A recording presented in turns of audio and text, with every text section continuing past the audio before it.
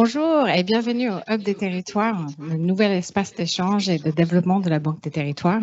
Je suis Alexandra Ringo-Botman, je suis responsable innovation ouverte, Lab et Hub des Territoires. Et avec l'équipe, nous sommes ravis de vous accueillir ce matin en présentiel au Hub et en ligne, bien sûr, en cette rentrée.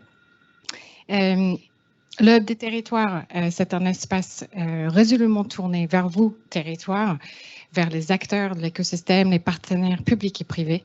Notre raison d'être, c'est d'inspirer et de concrétiser les réussites territoriales et nous rassembler autour des sujets clés de développement. Nous sommes ravis ce matin d'accueillir du coup nos amis de l'Institut des Futurs Souhaitables, Delphine Blumero, et du coup lancer cette rentrée avec un sujet à la fois inspirant et concret. Notre conférence débat ce matin s'intitule Face à la désertification des petites villes, l'exemple de la foncière solidaire, village vivant. Et sans plus attendre, je passerai la parole à Delphine Blumero. Bonjour. Bonjour à tous. Merci Alexandra de faire ce cycle avec nous. Je travaille à l'Institut, je suis directrice du développement et de l'animation de la communauté. Je vais vous présenter rapidement l'Institut pour ceux qui nous découvrent et vous parler brièvement du cycle, voilà, pour ceux qui sont là pour la première fois. Et avant tout, on a une tradition à l'Institut qui est de commencer nos conférences de cette manière. On aura également l'occasion dans cette séquence de mettre avant une mise en perspective de ce débat ce matin, mais également des activités de la Banque des Territoires avec Philippe Legris, expert impact de la direction de l'investissement. Et c'est parti.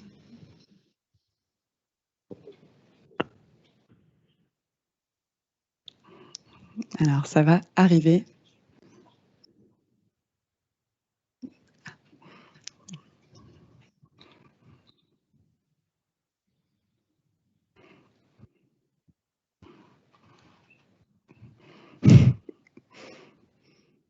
Histoire de vous faire un peu patienter, mais c'est un teaser.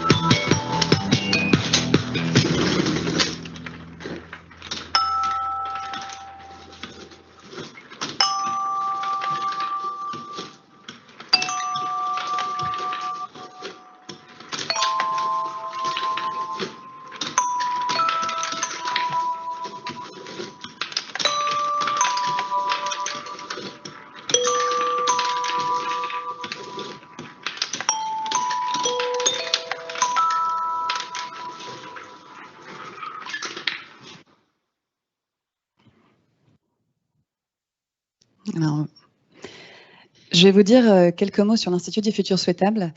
On est une école du futur, une école de la réinvention. C'est une école qui s'est créée il y a 10 ans et qui rassemble une équipe qui se retrouve autour de 3 convictions. qu'on pourrait dire que ces 3 stickers symbolisent.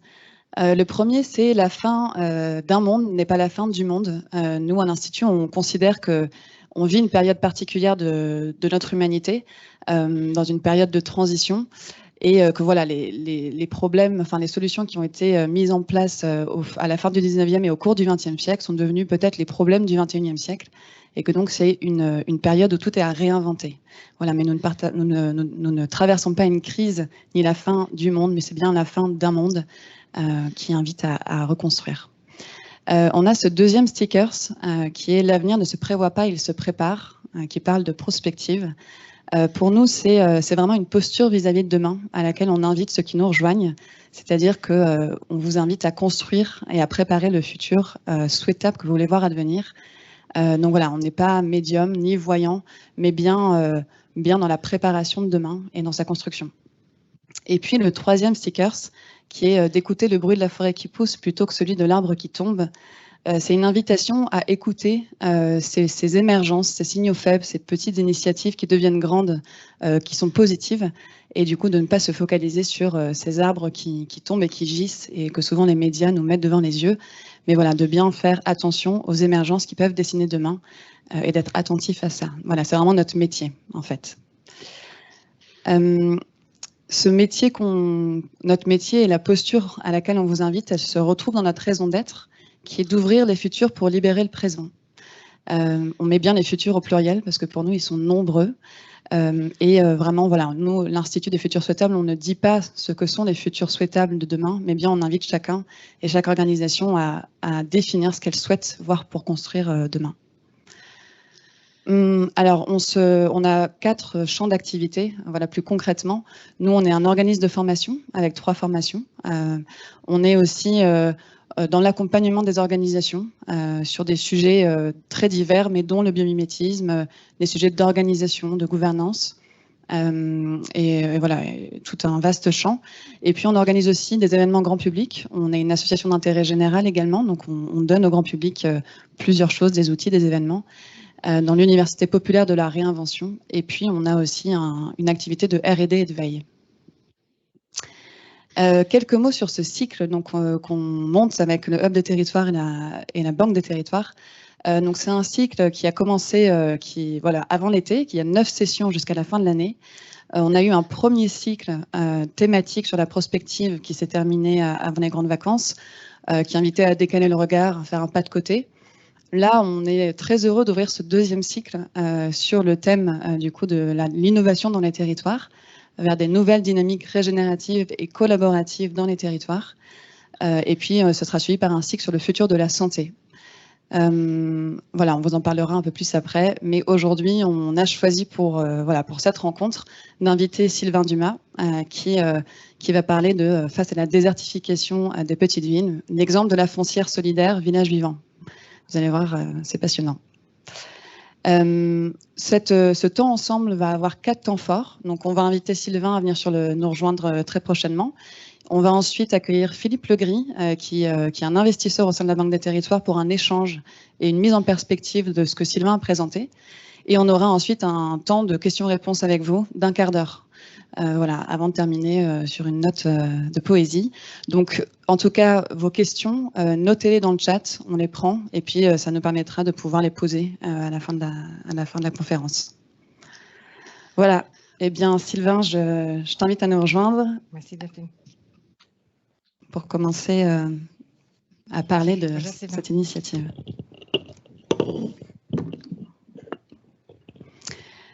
Je t'invite peut-être à te présenter et puis à parler de Village Vivant, de comment cette histoire a démarré, et puis qu'est-ce que vous faites du coup. Je commence par te remercier Delphine et remercier l'équipe du Hub des territoires me donner l'occasion de présenter Village Vivant et de notre vision qu'on essaye de défendre et de promouvoir pour les territoires ruraux. L'aventure de Village Vivant, c'est le constat qu'on a fait avec Valérie et Raphaël. On est 3 amis, 3 professionnels du développement local. Et en arpentant les communes rurales, les petites villes, les centres-bourgs, les villages, on a bien constaté qu'il y avait un problème avec beaucoup de boutiques fermées et toute la cascade, toutes les répercussions qu'il y a sur le lien social, sur l'emploi, sur la qualité de vie. Et ça nous a vraiment interpellés. En parallèle, on a fait un autre constat qui est beaucoup plus positif, mais qui était un peu plus émergent, mais une lame de fond de citoyens qui réinventent le commerce de proximité en transformant, par exemple, une ancienne épicerie en épicerie coopérative ou associative, en transformant une usine en friche en tiers-lieu, en ouvrant des lieux avec un nouveau modèle économique, celui des structures de l'économie sociale et solidaire, des entreprises sociales. Et donc ça nous a motivés à nous inspirer de structures comme Terre de Liens ou Habitat Humanisme, qui a une autre problématique, celle des terres agricoles ou du logement social, avait créé une réponse inspirante, celle de Foncière. Et donc, sur ce constat et ces sources d'inspiration, et avec le soutien de nombreux partenaires et la Caisse des dépôts et la Banque des territoires, on a pu monter notre structure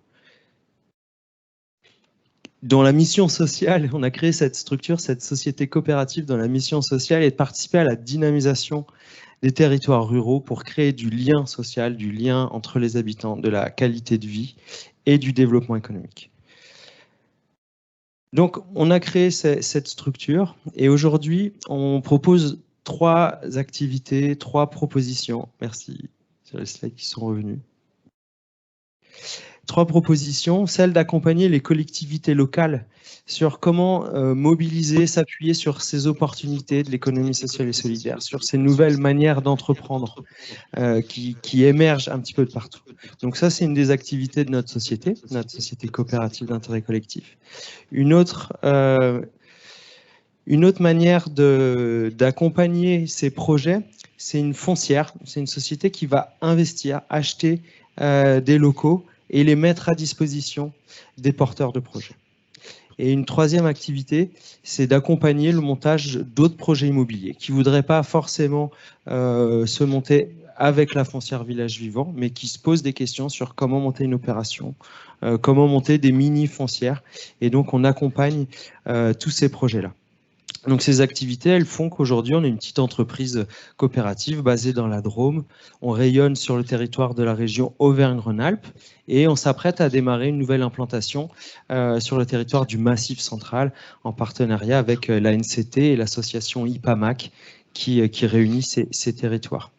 Aujourd'hui, à notre actif, on a 5 opérations installées, donc une auberge, épicerie, restaurant, coopérative en Ardèche, et portée par une SCOP, une librairie coopérative portée par une SIC dans l'Ain, et plusieurs autres projets dont je reparlerai un petit peu après. On est on est 10 salariés, on a 36 sociétaires, 300 investisseurs citoyens et plein de sollicitations. Tous les mois, on a une trentaine de demandes, alors qui vont pas forcément aboutir, mais pour dire qu'il y a une demande. Notre proposition, elle résonne avec une problématique qui est rencontrée sur les territoires, celle de réinventer le commerce de proximité avec ce modèle de l'ESS et accéder à de l'immobilier. Parce qu'en fait, des locaux vacants, il y en a plein, des locaux en friche, en mauvais état, il y en a plein, mais des solutions pour les recommercialiser, les réactiver, il n'y en a pas tant que ça. Et donc, on trouve notre place et un bon écho. Est-ce que quand vous avez créé cette initiative à l'origine, vous avez, j'imagine, tiré un constat de ce qui se passe dans les petites villes en France? Est-ce que tu peux nous parler un peu de ce constat-là et du coup de la raison pour laquelle vous avez fondé ce projet? Oui, on va approfondir un peu sur le constat parce que c'est aussi à travers la lecture qu'on a eu de ce problème qu'on a inventé nos solutions et on pourra ensuite mieux en parler.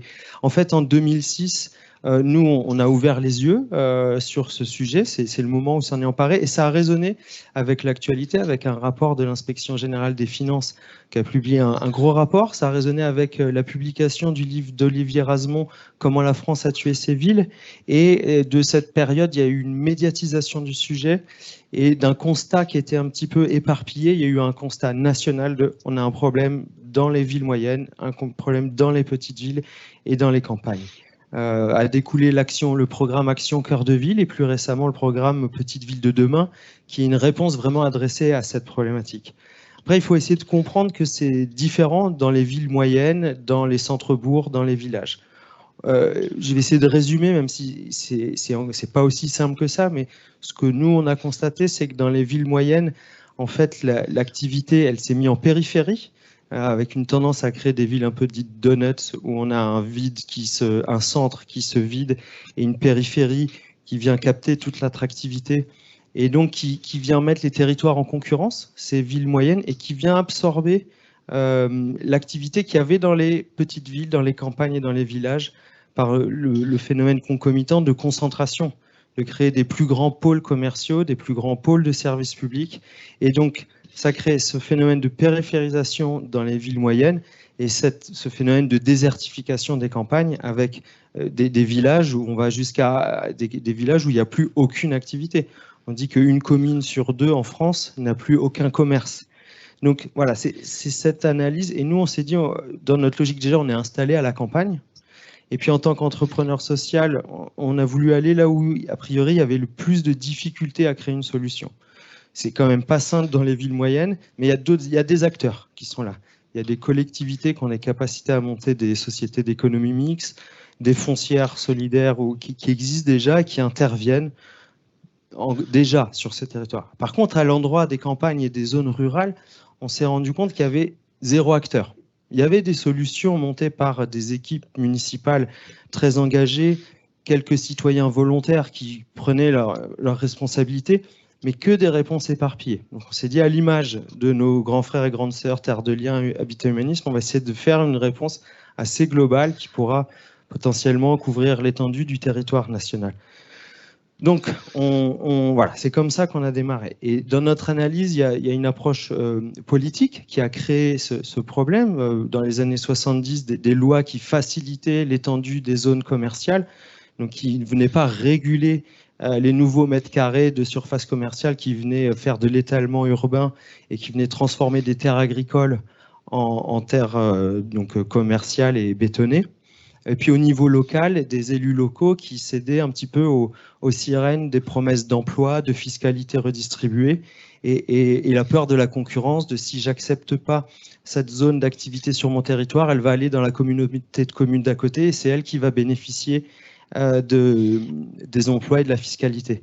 Donc s'il y a ces phénomènes, il y a le phénomène de l'immobilier. En fait, c'est moins coûteux de construire, je vais le dire vulgairement, des boîtes de conserve en fer à l'entrée de la ville, avec des grands parkings qui viennent s'adapter à cette autoroute qu'on a fait pour l'automobile, la place qu'on a laissée ou qu'a pris l'automobile dans nos sociétés et dans nos modes de consommation, avec cet adage qu'on entend en entrepreneuriat de no parking, no business. Et donc, il fallait faciliter que la personne puisse se garer devant la boutique, remplir son coffre et repartir avec le plein.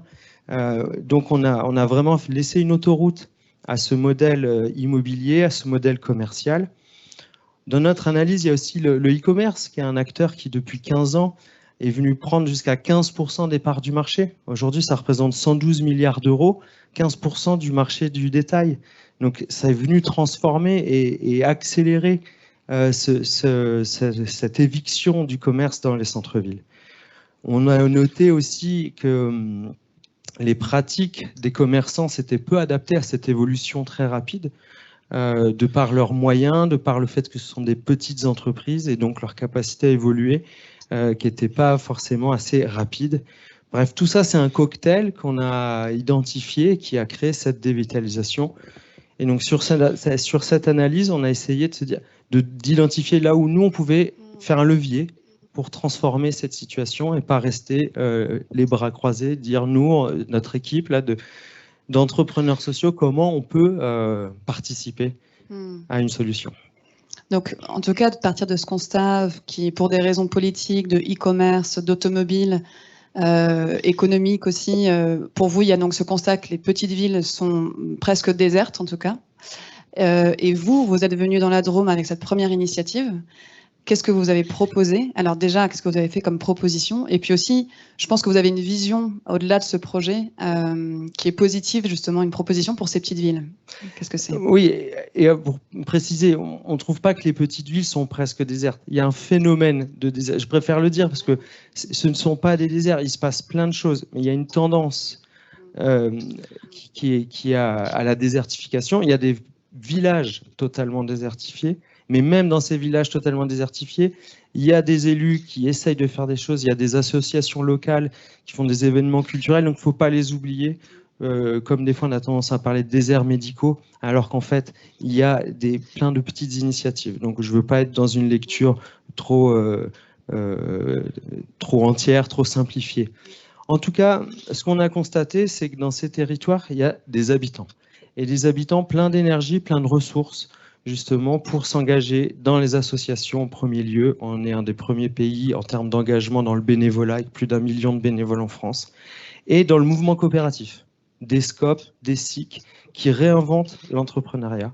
Depuis peu, on a un statut, un agrément en France, l'agrément ESUS, entreprise sociale d'utilité, entreprise solidaire d'utilité sociale, qui permet de rajouter des principes à une entreprise classique, de limiter le versement de dividendes, les écarts de salaire et de mettre au cœur de l'objet social de l'entreprise une mission sociale. Et on pense que c'est une richesse et que c'est une réelle opportunité pour les territoires ruraux de s'appuyer sur ces entreprises qui vont redonner du sens à l'entrepreneuriat, qui permettent d'impliquer en fait les habitants pour promouvoir une vision qu'on appellerait du développement local endogène. En fait, le développement local endogène, ça consiste à considérer que le citoyen, il peut être client, bénévole, investisseur, ambassadeur d'un projet, et il peut même parfois être aussi élu de sa collectivité locale. Et c'est toutes ces casquettes-là qui vont faire qu'on va avoir des choses qui vont être résilientes et qui vont être vraiment axées très souvent sur une notion d'intérêt général. Je veux créer une épicerie, je vais privilégier une épicerie des producteurs locaux, donc je vais alimenter l'emploi local, je vais réduire les circuits de distribution et l'impact écologique des transports. Je vais créer des événements en plus de l'épicerie, l'activité classique. En fait, je vais faire parfois des événements culturels, des rencontres avec les producteurs locaux et créer ce lien social, cette solidarité qu'on attend entre les habitants sur un territoire qui puisse se connaître. Et donc éviter le pendant de ça, qui est je consomme, j'achète sur Internet, je prends ma voiture pour aller faire du commerce et je rencontre personne, je suis dans un anonymat. Après, on est conscient que les gens vont continuer à mixer ces modes de consommation. On n'est pas dans une utopie totale, on est un peu dans l'utopie, mais pas totale, de dire on veut rien éradiquer. On veut qu'il y ait un mix de lieux de sociabilisation et puis des pratiques où le e-commerce a son intérêt, des pratiques où c'est quand même intéressant d'aller dans une zone d'activité, mais on ne veut pas céder au tout e-commerce, tout supermarché. Donc les assos, les SCOP, les SIC qui réinventent cet entrepreneuriat, ils réinventent une gouvernance où on s'implique, ils réinventent une redistribution des richesses. En fait, quand il y a un bénéfice qui est réalisé, il est en grande partie réinvesti dans l'entreprise pour la faire se développer et pour maximiser son impact social. Donc ça, c'est intéressant. Et ce qui est intéressant à relier dans tout ce potentiel issu donc des habitants, leur engagement coopératif, c'est qu'il y a cette notion de comment j'investis mon argent. Il y a une dynamique qui est en cours depuis des dizaines d'années, c'est celle des finances solidaires. C'est des banques, des fonds d'investissement, des plateformes de financement participatif qui proposent aux citoyens d'investir dans des projets à fort impact écologique. Donc, si en même temps qu'on implique les habitants dans développer leur commerce de proximité et en même temps investir dans l'économie de proximité, on potentialise, on crée un cercle vraiment vertueux au service du développement local. Merci. C'est vrai que cette place, en tout cas ces initiatives de l'ESS que tu nommes, c'est assez nouveau, en tout cas de ce que tu m'as exprimé pour les villes et pour les collectivités locales. Comment est-ce que ce travail un peu nouveau que vous faites se met en lien avec les collectivités locales? Comment vous travaillez ensemble? Comment ça se passe dans votre collaboration avec les villes?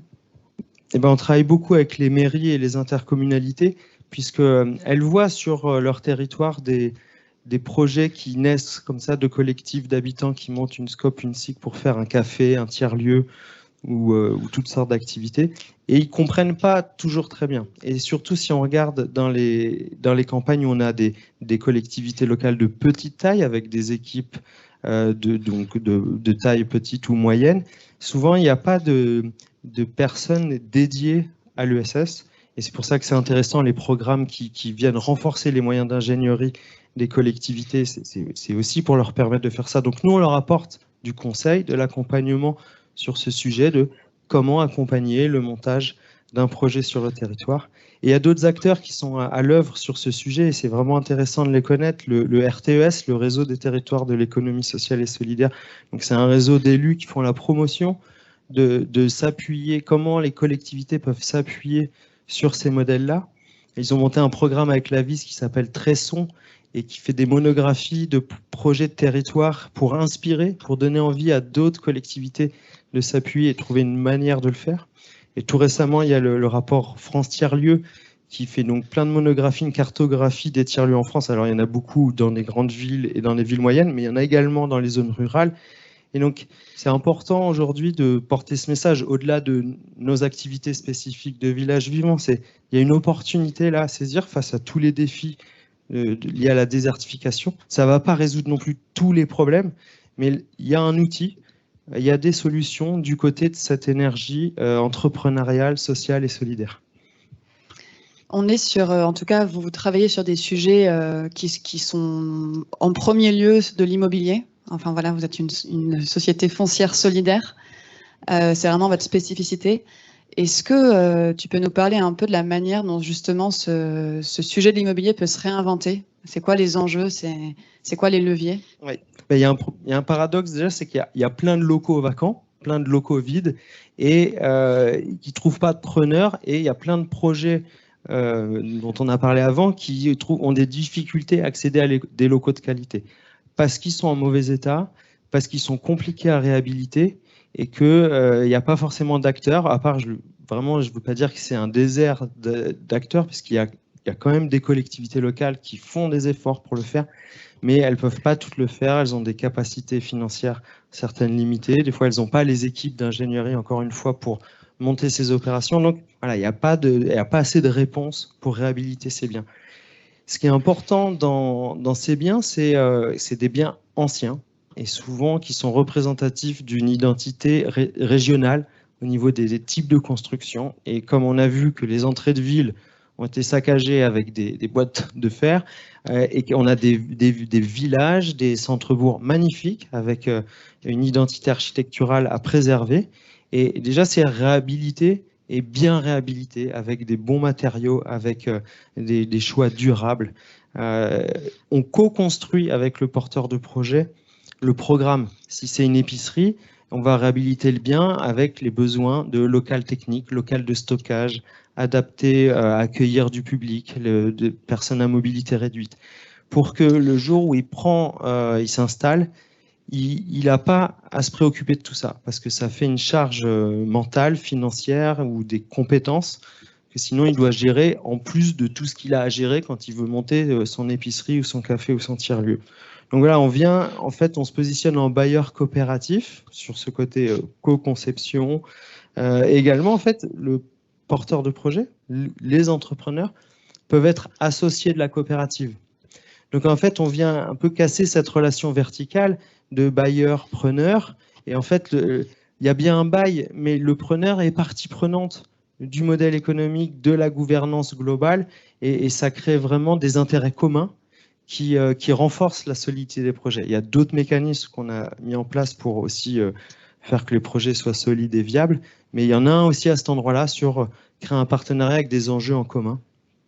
Et puis quelque chose qu'on a mis en place aussi pour faciliter le démarrage, c'est un loyer progressif sur les 3 premières années pour prendre en compte que le démarrage peut mettre un petit peu de temps, quelques mois ou quelques petites années, avant de trouver vraiment sa clientèle, son modèle économique et son fonctionnement. Donc on accompagne le démarrage comme ça aussi des projets. Super. Donc là, en tout cas, tu as pu nous parler un petit peu de manière générale d'ingrédients, de la manière dont vous travaillez avec les habitants. Voilà, un bailleur coopératif, vous faites des loyers progressifs, vous les intégrez, ils peuvent prendre des parts à ces sociétés. Est-ce que concrètement, du coup, on peut un peu découvrir ce que vous avez fait? C'est quoi vos réalisations? Comment ça se passe dans ce village, dans ces villages où vous êtes? Qu'est-ce qui change et qu'est-ce que vous avez réussi à créer?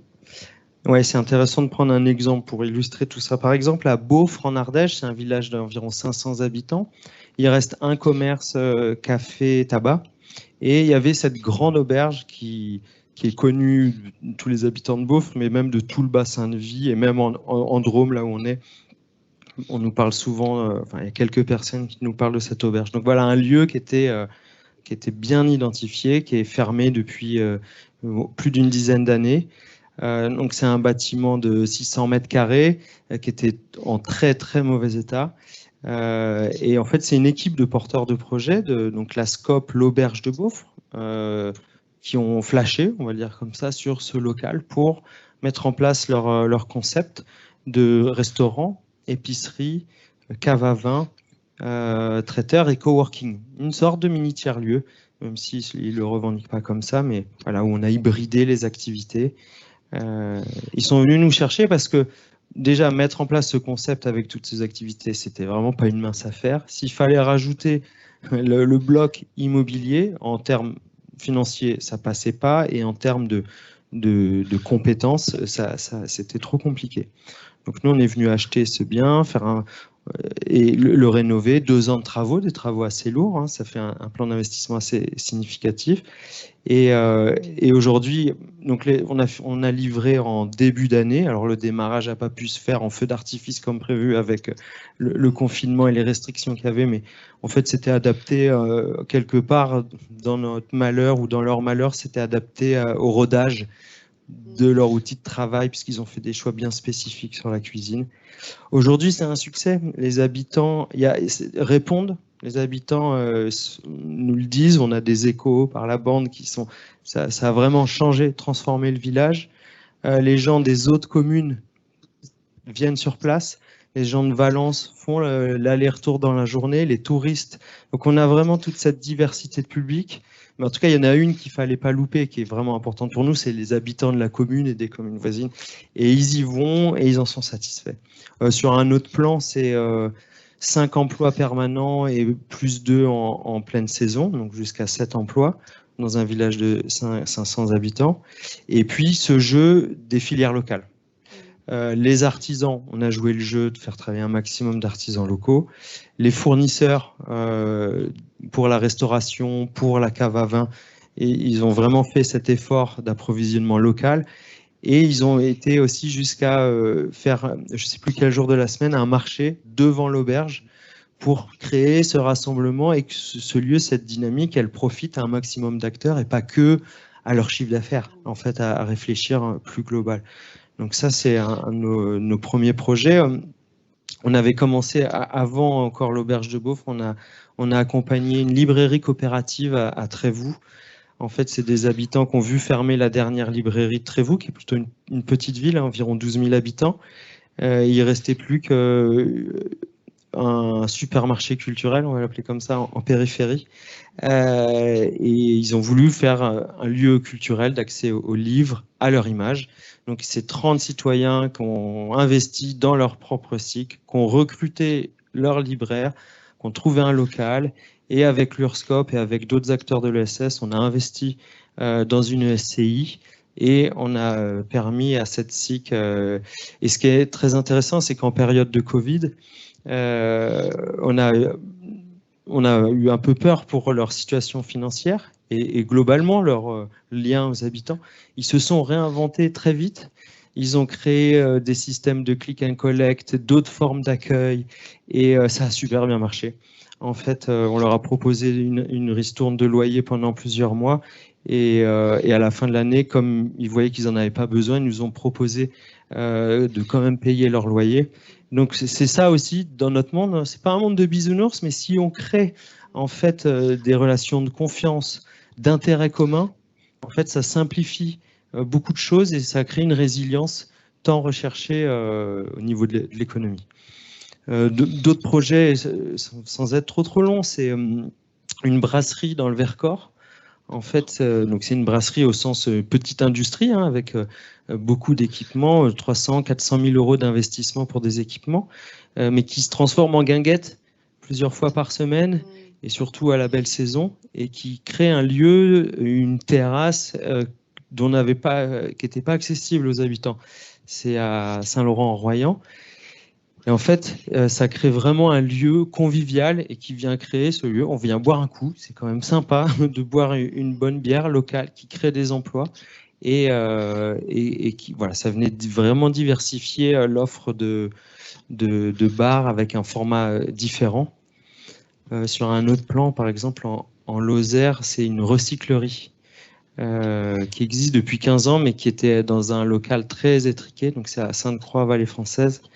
Et donc recyclerie, c'est le concept de récupérer des objets qui avaient vocation à être jetés et leur donner une nouvelle vie. Et avec plein d'événements autour de ça, en fait, beaucoup d'animations, d'ateliers, de petites formations ou des événements conviviaux là, auxquels on a participé au début de l'été, le défilé de mode du Pétassou, pour essayer de valoriser tous ces habits notamment qui avaient vocation à être jetés.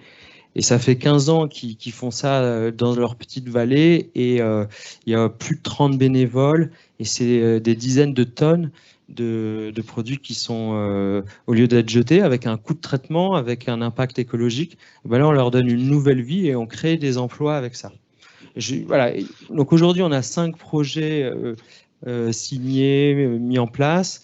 On en a 3 en cours de compromis, donc on est assez certain qu'en fin d'année, ils pourront ouvrir ou, selon la durée de travaux, en tout cas, être vraiment avancés.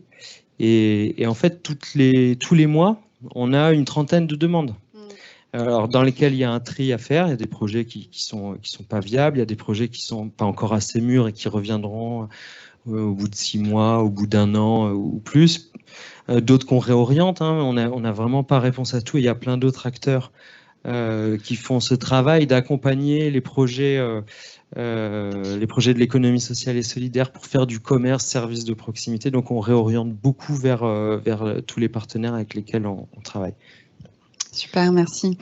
Je vais te proposer de conclure pour que voilà, cette présentation assez dense mais courte, qui permet de donner à voir quand même de manière concrète ce qui se passe dans ces villages où vous avez décidé de vous implanter et d'aider en étant un bailleur solidaire. Peut-être, en tout cas face à cette situation, quelle conclusion, qu'est-ce que tu as envie de partager sur ce sujet? Ma conclusion, elle est résolument positive, que en fait, c'est pas une fatalité, la dévitalisation, la désertification des campagnes ou des villes moyennes. C'est quelque chose sur lequel on a une emprise, et que si on décide de faire des actions concertées, avec des moyens, avec de l'audace ou de l'innovation, puisque c'est à la mode, oui, qu'on fait des choix assez radicaux, radicaux au sens de l'intérêt général. Si on dit, on constate, comme tu l'as posé dans le leitmotiv de l'Institut des futurs souhaitables, si on voit que l'économie telle qu'elle fonctionne aujourd'hui, elle produit des choses positives en partie, mais elle est aussi productrice de cette situation. Donc si on inverse des schémas, par exemple si on prend les antipodes du modèle start-up, où les profits peuvent être captés par une minorité de personnes, et qu'on crée des structures où il y a une redistribution des richesses et où la structure elle est rentable. On est dans l'économie de marché. Je nie pas ça. On est dans l'économie de marché, mais on met ce projet entrepreneurial au service de l'utilité sociale. Il ne faudra pas que ça. Il y a d'autres actions à d'autres niveaux que je laisserai d'autres acteurs politiques ou entrepreneuriaux sur d'autres plans faire. Mais qu'on a un levier là. Nous, on s'en est saisi. On constate que les acteurs de l'ESS sont de plus en plus visibles sur les territoires, dans les médias, dans les banques, dans les acteurs, et qu'en encourageant ça, on peut faire la différence dans un village, puisque dans un village, quand on réouvre un commerce, on transforme le village, déjà à court terme, et souvent ça va attirer dans son sillon des habitants, des nouvelles activités, et ça va donner un imaginaire positif. C'est important de se projeter dans un récit, voilà, un autre récit, où l'entrepreneuriat social, les habitants peuvent agir très concrètement. Merci beaucoup Sylvain. Voilà, en tout cas, vraiment un exemple de cette forêt qui pousse dont on vous parlait tout à l'heure, de cette initiative en France qui mérite qu'on la regarde, qu'on la connaisse, et on espère qu'elle va se multiplier d'ailleurs. Merci beaucoup Sylvain. Je vous propose d'accueillir du coup Philippe Legris, de venir avec nous. Philippe Legris qui est un expert en investissement à la Banque des Territoires, qui a participé à la structuration de ce projet. Philippe, bienvenue. Est-ce que peut-être d'abord dire quelques mots, pouvoir te présenter, et puis par rapport à ce qu'a dit Sylvain, qu'est-ce qui te vient? Quelle réaction, quel regard tu portes?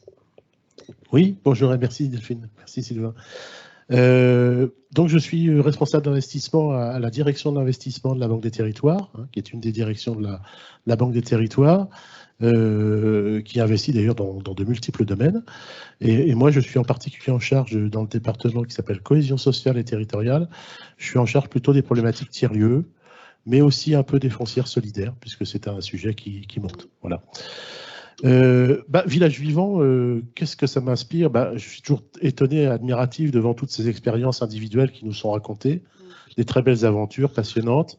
Et je réalise que nous, Banque des Territoires, on n'aurait pas été capable de les aider une à une. Si on avait vu arriver le libraire de Trévoux, si on avait vu arriver l'aubergiste de Beaufre, je ne sais pas si on peut l'appeler comme ça, on n'aurait pas pu l'aider. Pourquoi? Parce qu'on est quand même, on a une banque des territoires, on a une institution assez grosse, on est très présente sur les territoires, on a 35 implantations régionales, mais on n'est pas bien armé pour adresser ces petits projets. C'est des petits projets.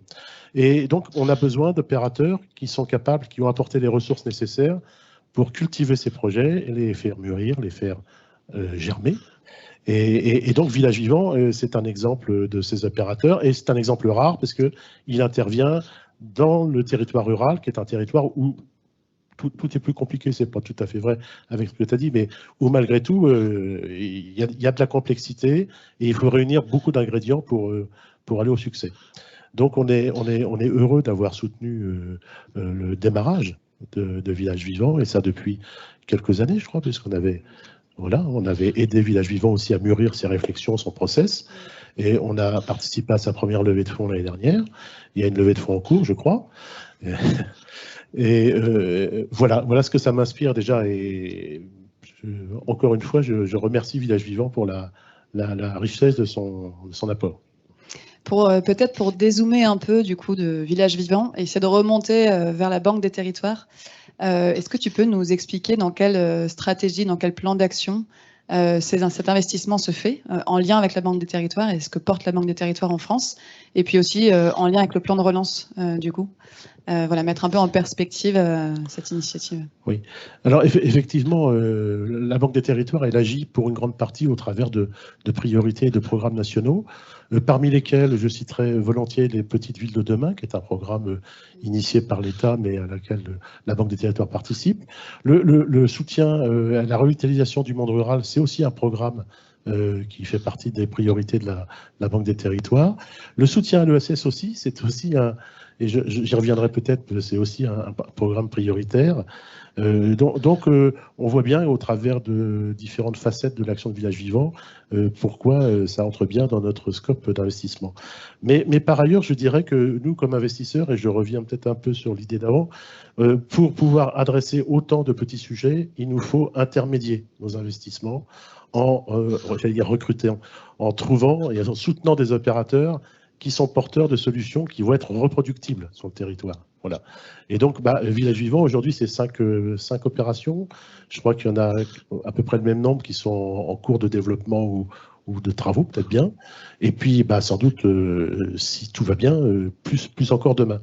Donc, Village Vivant n'est pas le seul opérateur qui intermédie nos actions sur les territoires. Il y en a beaucoup.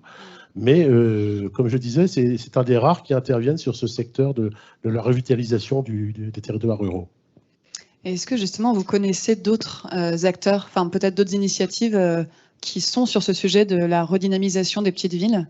Parce que tu disais qu'il y en a peu, en tout cas, Village Vivant est un des exemples.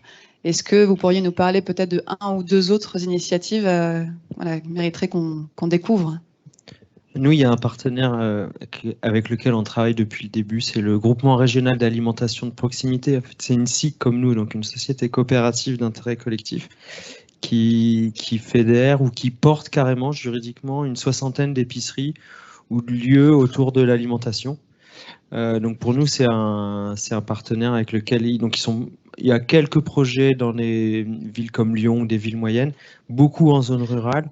Et ils n'ont pas de solution sur l'immobilier. Donc ils sont associés à nos sociétés pour notamment avoir une solution foncière pour se développer. Le jour où ils ont un épicier soit existant qui veut se développer, s'agrandir ou déménager, qui puisse s'appuyer sur nous, soit sur une création, un nouveau projet qui vient à eux. Il n'y a pas de locaux accessibles sur le marché locatif ou pas dans les bonnes conditions et qu'on puisse être, entre guillemets, l'opérateur, le partenaire de leur développement.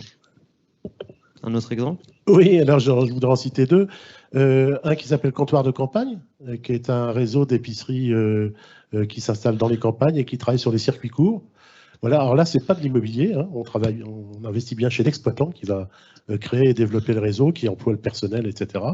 C'est une expérience qui est aussi née d'ailleurs en Auvergne-Rhône-Alpes et qui se développe aujourd'hui.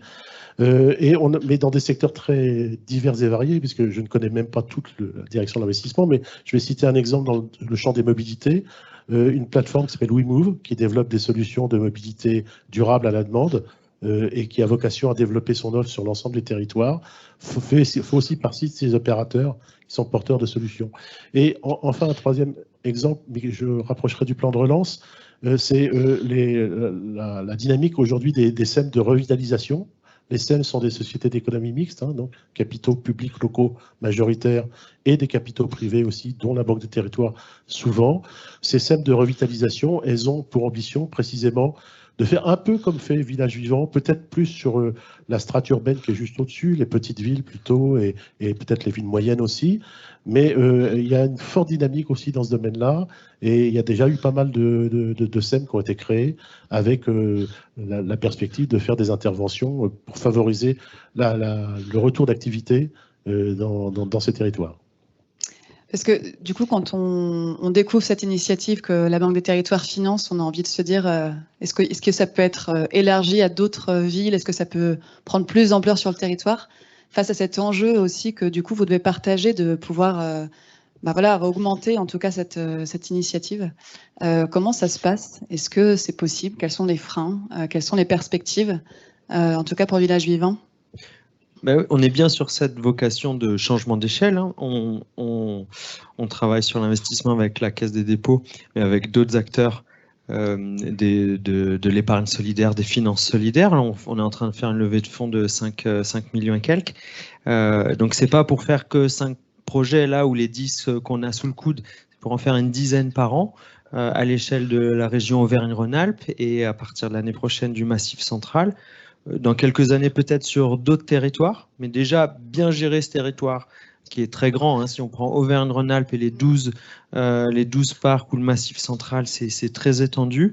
Voilà, il y a une volonté de faire des choses de qualité en proximité aussi, où on soit nous, les équipes, reliées au projet avant d'être partout. Donc là, pour le moment, on a plutôt tendance à accompagner d'autres foncières, des établissements publics fonciers qui viennent nous demander comment on fait pour ouvrir une épicerie, établissement public foncier du Pays Basque, des incubateurs sociaux en Nouvelle-Aquitaine qui montent leur propre foncière.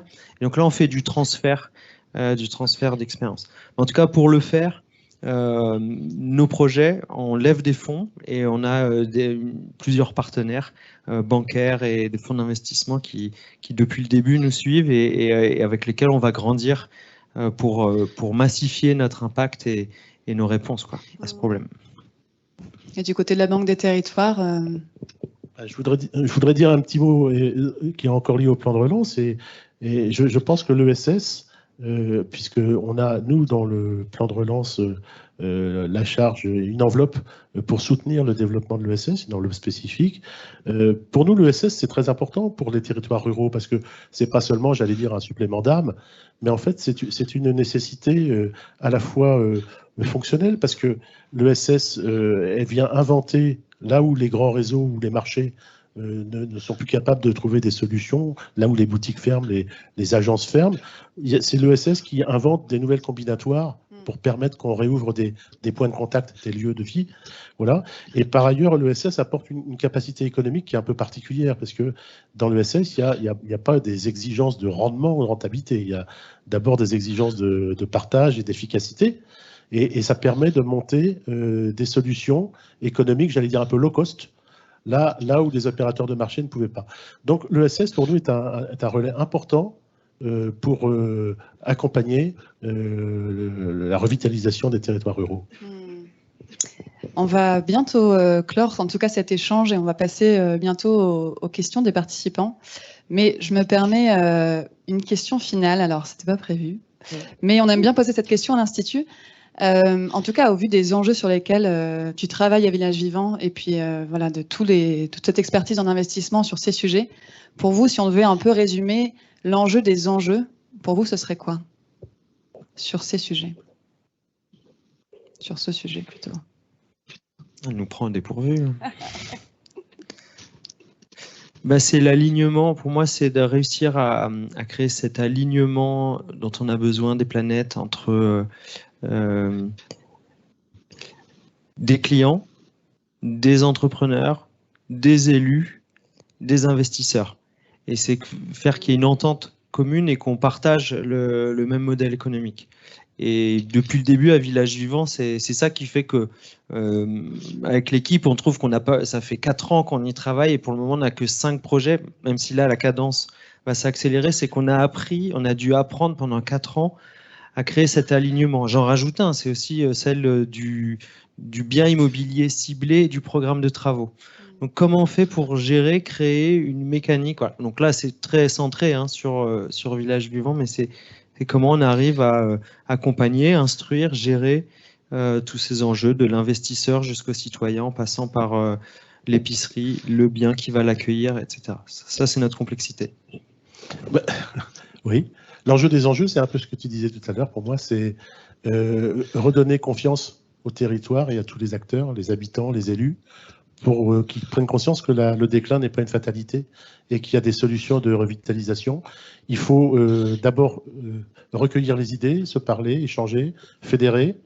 Et puis ensuite, effectivement, pour passer de l'idée au projet, il faut des ressources, souvent des ressources en ingénierie. Et je vais conclure pour ma boutique, pour dire que nous, à la Banque des Territoires aussi, on apporte des concours en ingénierie à tous ces territoires, avec des enveloppes qui sont fléchées vers ces territoires, des dispositifs qui sont bonifiés pour favoriser la naissance des projets à partir des idées. Super, un grand merci à vous deux pour l'échange. Je vais inviter Alexandra à nous rejoindre et surtout, c'est maintenant vers vous qu'on se tourne. C'est le moment de poser vos questions. Voilà, on a un quart d'heure ensemble. Sylvain et Philippe sont là. Et puis on peut prendre vos questions du coup. Alexandra, je te passe la main. Merci et merci à tous pour cette conférence débat passionnant. Vaste problématique, mais avec des réponses concrètes et vraiment très intéressantes. On a commencé à avoir quelques questions déjà. Je vais du coup les lire. Une première question qui était posée qui s'adresse plutôt à Philippe, du coup, côté des risques d'investissement. La foncière a-t-elle un plafond maximum d'investissement plutôt Sylvain, du coup. A-t-elle un plafond maximum d'investissement? Les prix de l'immobilier suivant les zones sont très variables, bien sûr. J'ai pas bien compris la deuxième partie de la question, pardon. Il pose la question sur le prix de l'immobilier étant très variable. Donc, du coup, il pose la question sur le seuil d'investissement. On n'a pas de seuil d'investissement. Là, on va plutôt parler de ce qu'on a fait jusqu'à présent. Ça va de la plus petite opération, c'est un plan de financement global, un achat, travaux, ingénierie de 150 000 €. Le plus gros projet, là, c'est 900 000 €. On envisage de faire des projets un peu plus gros que ça, 900 000 €, peut-être 1 million et quelques, mais on ne voudrait pas qu'il y ait trop de projets comme ça comme pour le moment nos moyens sont quand même limités, on arrive à lever quelques millions et donc on va plutôt faire un mix de petits projets de 100 à 300, de moyens projets entre 300 et 500 et quelques gros projets qui, a priori, les gros projets, c'est le type tiers-lieu où on est sur la rénovation, par exemple, d'une usine et il y a plusieurs milliers de mètres carrés à acheter et à rénover. Merci. Du coup, une question plutôt concrètement par rapport à la rentabilité de ces opérations. Au bout de combien de temps une opération est-elle rentable? En fait, dans l'immobilier, la notion de rentabilité, c'est pas exactement pareil qu'une épicerie. On regarde le cash flow, il doit être rentable tout de suite. La trésorerie, ça doit être un modèle économique d'une SCI qui génère des liquidités immédiatement. La rentabilité, parfois, elle met très longtemps, 15 ans, 20 ans à être atteinte, mais c'est pas forcément un problème. Tu pourras compléter. Oui, mais en tout cas, le rendement moyen, le rendement brut, donc c'est le ratio entre le montant des loyers rapporté sur le montant investi, il est de 4 à 6%. Tu peux peut-être compléter sur la problématique de rentabilité dans l'immobilier? Surtout pas.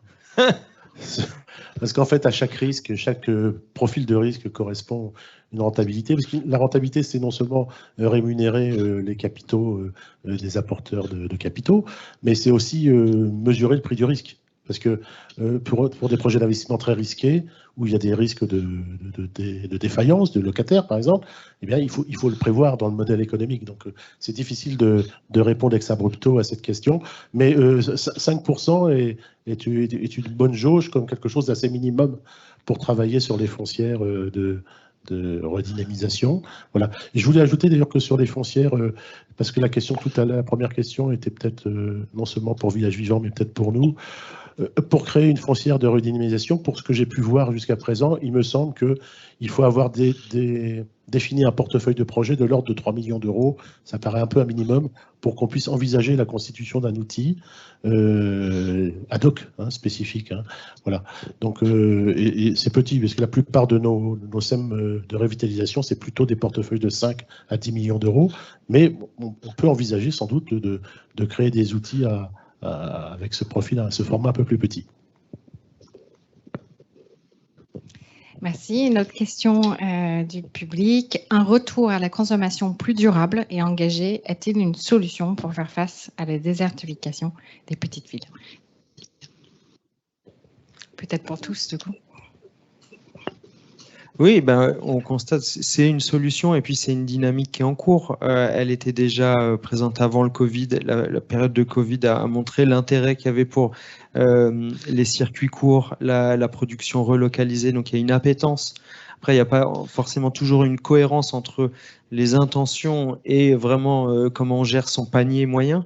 Mais on le voit sur la bio. Alors là, c'est pas que ça, la production locale, mais après il y a les circuits courts, les AMAP qui étaient émergentes il y a une dizaine d'années, quelques qui sont répandues sur tous les territoires. Donc oui, c'est une vraie réponse. Et le GRAB dont j'ai parlé, un de nos partenaires ou comptoirs de campagne l'ont bien compris et l'encouragent. Et en général, quand ils montent un projet comme ça marche très bien parce que les gens veulent des produits de qualité. Ils sont parfois prêts à payer un petit peu plus cher, mais pour un produit dont ils savent la provenance, dont ils peuvent éventuellement rencontrer le producteur et qui voient aussi que sur le point de vue qualitatif, gustatif, il peut y avoir aussi un bénéfice. Donc il y a effectivement, oui, je dirais résolument, il y a une solution qui vient de la production locale. Oui, je confirme entièrement. D'ailleurs, à la Banque des Territoires, on accompagne aussi tous ces sujets de transition alimentaire, de promotion des circuits courts, d'accompagnement des projets de transformation locale des produits, mais on accompagne aussi les solutions d'une nouvelle agriculture, si je puis dire, plus solidaire, plus durable, plus locale, notamment au travers de beaucoup d'entreprises qui font du maraîchage tout en faisant de l'insertion par l'activité économique. Il y a des mix comme ça, des combinatoires de méthodes et de projets qu'on accompagne particulièrement. On peut le nommer le réseau Cocagne, par exemple. On peut nommer le réseau Cocagne, par exemple. Merci. Delphine, un mot à ajouter? Non, mais je pense que Sylvain a bien résumé ma pensée aussi. Donc, Ça marche. Justement, en parlant un peu du contexte Covid, on a une question. Percevez-vous un changement depuis le début du contexte Covid qui a entraîné et entraîne des mouvements résidentiels depuis des zones tendues vers des territoires moins peuplés, générant alors une redynamisation des petits territoires? Oui, je crois qu'on l'a tous observé, mais personne n'est encore capable de dire si c'est véritablement structurel, si c'est un effet Covid qui est en partie réversible ou pas, on ne le sait pas encore. C'est un peu trop tôt pour le dire. Mais bon, c'est vrai que le Covid a réveillé chez beaucoup d'urbains l'appétit d'aller dans le rural et dans la campagne. Moi, je peux témoigner aussi en vivant à la campagne avec les 25 collectivités qu'on accompagne en ce moment, tous les retours qu'on a. Donc, l'analyse très précise, elle est dure à faire parce qu'on n'a pas encore de recul, mais il y a beaucoup de biens qui se vendent dans des territoires où il y avait peu de ventes, et il y a des endroits, des montées des prix qui sont délirantes. Donc, il va y avoir, dans tout ça, il va y avoir du positif et du négatif. Le positif, ça ramène des gens où il pouvait en manquer, où il y avait des écoles qui étaient ou des classes qui allaient peut-être fermer parce qu'il manquait des enfants. Plein d'autres effets positifs, ça va irriguer certains commerces de proximité, amener des dynamiques, des nouvelles manières de faire. Le pendant négatif, c'est la gentrification, c'est le fait que les habitants du territoire rural qui n'ont pas le même pouvoir d'achat, qui n'ont pas revendu un appart de 30 mètres carrés parisien à 300 000 ou 400 000 euros, et ils ne peuvent pas s'acheter la petite maison moyenne qui auparavant était à 150 000 euros ou 200 000 euros, elle passe à 250 ou 300, et ça crée ce qu'on connaissait dans les villes moyennes ou les grandes villes, ce phénomène de gentrification qui crée l'éviction des classes populaires ou moyennes basses. Et voilà, donc il y a tout ça qui est en train de se passer et il faudra du recul pour pouvoir l'analyser. Oui, donc une solution à nuancer, en tout cas j'entends bien les pour et les contre. On avait une nouvelle question, on avait abordé déjà le rôle des habitants, mais je pense que peut-être il n'était pas encore assez détaillé, en tout cas les types d'actions que font les habitants justement dans les actions pour redynamiser le centre-ville. On a bien entendu qu'on a des initiatives qui se lancent directement, mais concrètement, comment ça se passe avec les habitants? Des propositions deviennent-elles? Comment ça fonctionne? Comment ça se passe? Si on prend un exemple qu'on a un tout petit peu accompagné mais qu'on n'a pas installé. À Beaufort-sur-Gervanne, il y avait une épicerie qui fonctionnait depuis plusieurs dizaines d'années en franchise d'une grande enseigne que je ne citerai pas. Les exploitants ont voulu céder leur fonds de commerce. Ils n'ont pas trouvé. Ce modèle ne fait plus autant envie qu'avant.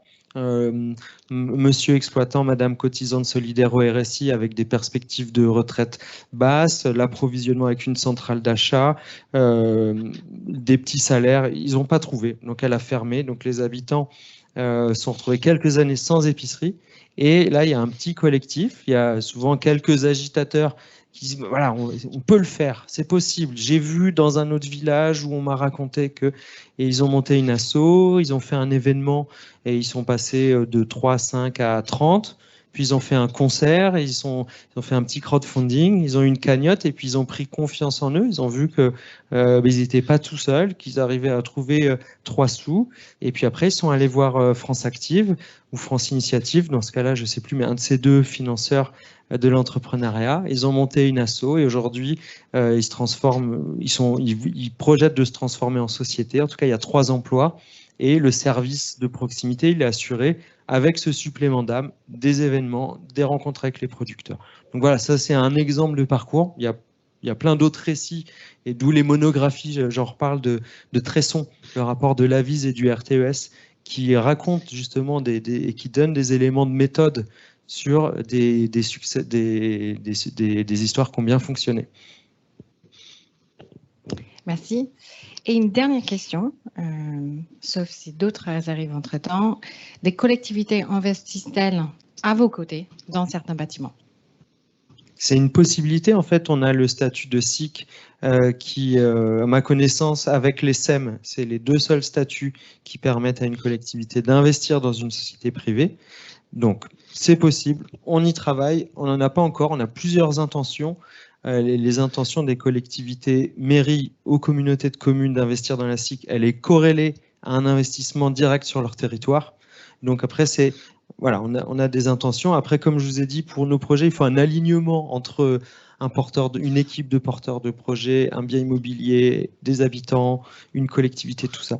Donc, on n'a pas encore transformé l'essai, mais c'est possible et on le souhaite. Et en fait, c'est notre chantier de l'année 2022. C'est vraiment de renforcer notre gouvernance coopérative en créant. Donc, on a déjà des collèges des collèges avec différentes parties prenantes, mais vraiment leur donnant un rôle plus intense. Et la question des collectivités va vraiment se poser en 2022. Oui, juste un mot là-dessus, moi aussi.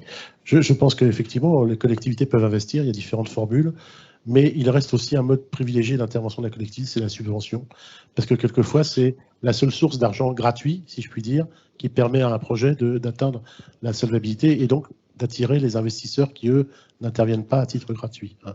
Alors, la subvention, ça peut être déplaisant à entendre pour les collectivités, mais c'est quand même quelquefois indispensable. Et on peut d'ailleurs la sortir de mécanismes de retour à bonne fortune. C'est-à-dire, on peut très bien imaginer qu'il y ait une subvention qui soit accordée avec une clause de retour à meilleure fortune qui permettra à la collectivité de récupérer une partie de sa mise si tout va bien. Merci. Finalement, une dernière question. Alors, je vois bien que le sujet intéresse. Pour les villes moyennes, la difficulté n'est-elle pas le prix des locaux pour pouvoir intervenir?